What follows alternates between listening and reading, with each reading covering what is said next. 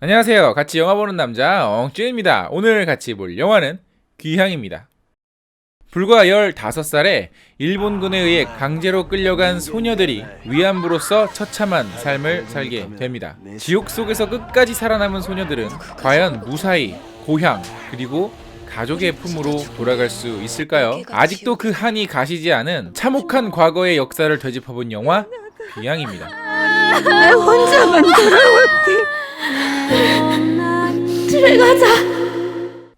저는 이 영화를 무조건 봐야 된다고 생각하지 않습니다. 어떻게 한국 사람이 이걸 안 봐? 너는 어떻게 이런 것도 안 볼 수가 있냐? 야, 이런 거 한국 사람이면 다 봐야 되는 거 아니야? 이 영화를 보지 않았다고 해서 위안부 문제에 관심이 없다거나 이 영화를 보았다고 해서 위안부 문제에 관심을 갖는 것도 아니고 이 영화를 보았다고 해서 위안부 문제가 해결되는 것은 더더욱 아닙니다. 이런 영화는 누가 시키지 않아도 애국심 마케팅이라는 것을 사람들이 나서서 하기 시작을 합니다. 그래서 괜히 이 영화를 보지 않은 사람들에게 쓸데없는 죄책감을 심어주거나 안 본 사람들을 심지어 비난하기까지 해요. 하지만 영화는 영화일 뿐입니다. 영화하고 애국심은 전혀 다른 문제예요. 우리가 미국이 온 세계, 온 우주를 구하는 영화를 보았다 그래서 미국을 찬양하거나 미국을 숭배합니까? 영화를 보는 그 행위에 집중하거나 그걸 자체를 비난을 하지 말고 이 영화가 본질적으로 담고 있는 문제 그리고 그 주제의식, 우리가 잊어서는 안 되는 그 역사적 사실, 그 문제에만 집중하면 되는 거 아닐까요?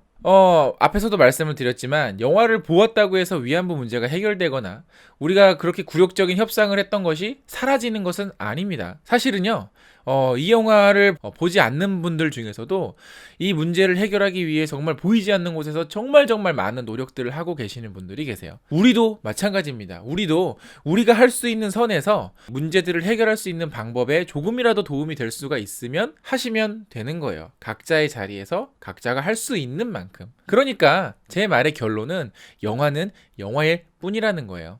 그럼 이 영화 과연 어떻게 만들어졌는지 그 과정을 한번 되짚어보죠. 이 영화는요, 굉장히 오래전부터 준비를 했던 영화입니다. 2002년에 그 조정래 감독님이 그 한 위안부 할머니가 그리셨던 이 영화 엔딩 크레딧에도 이제 지나가는 그림에 나와요. 그 그림을 보고 영감을 받아서 시나리오를 완성을 했고요. 이 영화에 이제 그 투자를 받기 위해서 상당히 많은 투자자들을 이제 만나러 다니셨습니다. 근데 굉장히 심한 문전박대를 당하셨다고 해요. 아니 무슨 이런 영화를 왜 만드냐? 혹은 투자를 해줄 줄 알고 갔는데 그게 아니라 뭐 위안부 문제는 뭐 사실은 그런 게 아니고 뭐 어떻고 굉장히 많은 어떤 그 고난과 고통을 겪으셨다고 합니다. 결국엔 그래서 펀딩을 받았어요. 어떤 펀딩이냐면 그 아무나 누구나 쉽게 할 수 있는 그런 어떤 크라우드 펀딩, 뭐 여러 차례의 투자 끝에 총 75,270명의 투자자들로부터 투자를 받아서 총 제작비 12억 원의 제작비로 이 영화를 완성을 했다고 합니다. 그래서 그 영화 크레딧을 보시면 이 영화에 투자를 하셨던 투자자분들의 모든 이름이 다 올라가고 있어요. 그래서 충분한 제작비 그리고 충분한 제작 여건, 충분한 제작 환경이 주어졌으면 이 영화는 아마 훨씬 더 완성도 있는 영화로 만들어졌을 게 분명해요. 이야기 자체는 좀 의외였어요. 왜냐하면 과거의 이야기만 할 줄 알았고 어떤 과거에 좀 어떤 참담을 좀 더 많이 그리지 않았을까라는 생각을 하고 이제 극장을 갔는데 이 영화는 그 과거와 현재 그리고 이 시점을 오가면서 그 아픔을 어떻게 보여주고 약간의 어떤 미스테리라든지 약간의 어떤 기교적인 장치들을 넣어서 충분히 흥미로운 이야기로 잘 만들어냈어요. 그래서 오히려 조금만 더 어떤 여건이 괜찮았으면 전반적인 완성도가 훨씬 더 뛰어난 영화였을 것이다. 감독님의 역량이 충분히 있었을 것이다 라는 생각은 들어요. 사실 그리고 이 영화에서 표현된 이 사건은 실제 사건과는 비교도 되지 않을 정도로 정말 아주 작게 담아냈습니다. 마찬가지로 역시 비슷한 시기에 개봉했던 사울의 아들 역시도 그 1944년 그러니까 2차 대전 당시에 아우슈비츠 수용소에 있었던 아주 끔찍한 사건을 다룬 영화인데요. 그 영화의 제작비 역시도 12억 원에서 한 20억 원 사이 정도 되는, 즉 귀향의 제작비하고는 그렇게 큰 차이가 없는 영화입니다.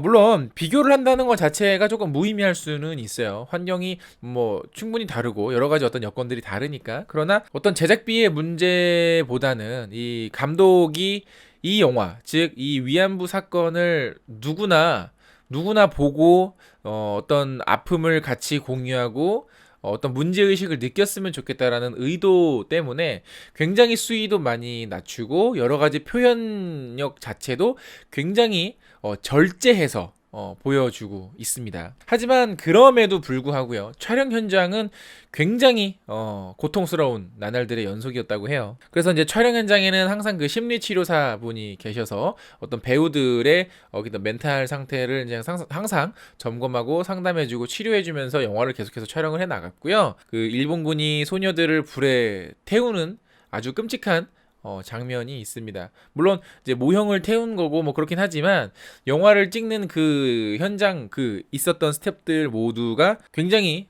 힘들게 그 광경을 지켜보셨다고 해요. 촬영 현장도 그만큼 굉장히 어떤 심리적인 부담감을 느끼고 있었다고 합니다. 그리고 이제 또 주인공인 이 정민 역할을 맡았던 배우 강하나 씨 같은 경우에는 사실은요, 그 한국어를 잘 못하는 제1교포 4세입니다. 굉장히 자연스럽게 그 경상도 사투리를 구사하고 대화를 해서 전혀 그런 거를 못 느꼈는데 실제로는 좀 의외의 사실이죠. 그리고 그 위안부 시설에 있었던 노리코 역할은 그 배우 강하나 씨의 어머니라고 합니다. 그 외에도 여러 명의 제1교포 출신의 배우들이 출연을 했고요. 그 한국과 일본을 오가는 여러 가지 어떤 비행기 싸기라든가 여러 가지 어떤 그 출연료 이런 것도 다 받지 않고 직접 자비로 참여를 해서 영화의 어떤 그 현장의 그 허드렛 일까지도 맡아 하면서 굉장히 많은 헌신을 하셨고요. 이 영화에 참여한 대부분의 스태프들 역시도 그 재능 기부 형태로 참여를 했었고, 그리고 배우 손숙 씨 역시도 개런티 없이 출연을 결정을 하셨습니다. 사실 이렇게 그 무명 배우라든가 어떤 경험이 많지 않은 배우들이 현장에 있을 때는 그 현장의 부담감이 굉장히 클 거예요.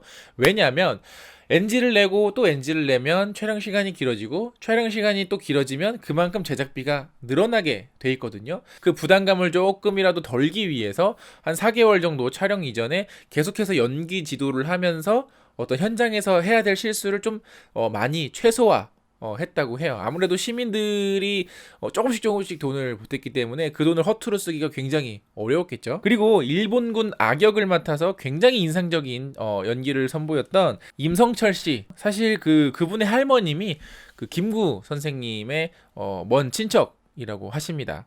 그리고 이제 이분은 또 미술학원을 운영을 하고 계세요. 그리고 이제 본인의 형님도 미술을 전공을 하셨고 뭐 한옥인가요? 뭐 이런 건축 일도 하셔서 여러 가지 부탁을 해서 이 영화의 미술 감독으로 참여를 시키게 했고요. 그리고 그의 아내 역시도 미술팀으로서 이 영화의 또 어떤 그 여러 가지 조력을 담당을 했습니다. 장모님은 또 대출까지 받아서 제작비를 지원을 할 정도로 물심양면 가족 모두가 굉장히 많이 지원을 하셨고요. 거기다가 이제 그 감독이 아무래도 영화 그 현장에서 지휘를 해야 되고 여러 가지 어떤 연출을 해야 되기 때문에 관리 감독을 해야 되기 때문에 뭐 후원금이라든지 제작 전반적인 환경, 어떤 스태프들 관리까지도 도맡아서 영화에서는 PD가 하는 역할인데 그 역할을 또 직접 맡아서 배우는 물론이고 뭐 스텝, 뭐 PD 여러 가지 어떤 역할을 담당을 하면서 아주 동문서주 바쁘게 이 영화를 완성을 하는 데까지 많은 도움을 주셨다고 합니다.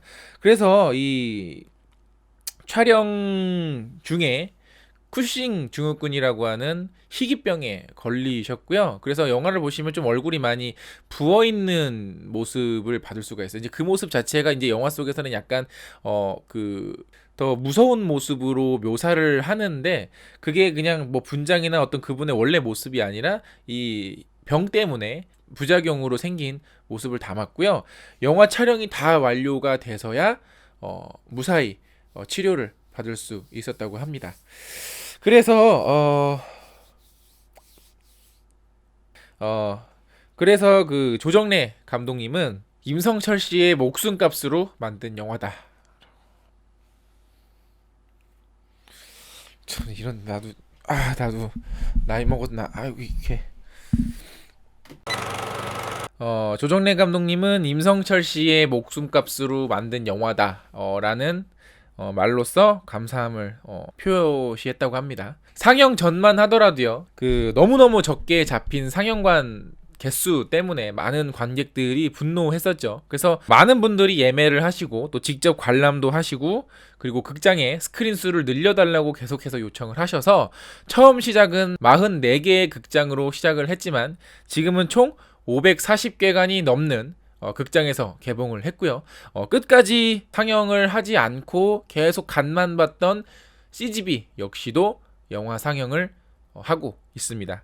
그렇게 많은 관심과 사랑 덕분에 이 영화는 지금 현재 제가 녹화하고 있는 이 기준으로 관객이 260만 명을 넘어섰고요. 그리고 이제 애플 TV, 아마존 TV 등에서 이제 상영할 예정이고 뭐 미국, 영국 등지에서 상영관을 점점 늘려나갈 계획이라고 하네요. 참 어렵게 만들어진 영화입니다. 사실은 영화 자체에 대한 아쉬움은 조금 남아 있어요. 물론 더 솔직하게 만들고 더 참혹하게 만들고 더 잔인하게 만들 수도 있었겠죠. 이게 뭐 남이 만든 것도 아니고 어떤 외국의 이야기도 아니고 우리의 이야기, 즉 그리고 살아계신 분들의 이야기이기 때문에 그 조심스러움이 아무래도 영화에 많이 묻어 나오죠. 다시 한번 말씀드리지만 꼭 봐야 되는 영화는 아닙니다. 보시고 싶으신 분들만 보셔도 되고요. 보지 않으셨다고 해서 죄책감을 가지시거나 보지 않은 사람이 내 주변에 있다고 해서 비난하실 이유는 전혀 없습니다. 그런 참 초딩 같은 일들은 제발 좀 없었으면 좋겠어요. 단지 이 영화뿐만이 아니라 뭐 모든 영화들이 다 마찬가지입니다. 잊어서는 안 되는 사건임에는 분명하죠. 그 사실은 제 채널을 구독하시는 모든 분들 그리고 제 채널을 구독하지 않으시는 모든 분들도 다 아시는 사실일 거예요. 이게 이제 뭐 이 기억을 오래오래 간직하고 잊지 말자라는 의미에서 만든 영화지 우리끼리 싸우라고 만든 영화는 아니거든요. 우리 그 정도로 멍청한 관객들 아니잖아요. 이 영화는 어떤 그 사건의 증인으로서 증거물로서 우리와 함께 평생 남아 있을 겁니다. 그것만으로도 이 영화는 충분히 가치를 하고 있고요. 좀 더 자유로운 제작 여건 그리고 좀 더 다양한 영화들의 제작을 저 엉주는 항상 응원하고 있습니다. 어찌됐거나 사실 이 리뷰를 하기까지 좀 조심스러웠습니다. 사실 이 영화 자체에 대한 어떤 평가나 리뷰보다는 이 영화를 관람하는 어떤 좀 몰지각한 사람들의 태도를 조금 지적을 하고 싶었습니다. 좀 더 성숙해져야죠. 그죠? 저는 다음 영화 리뷰로 다시 찾아뵙겠습니다. 그러면 다음에 만날게요.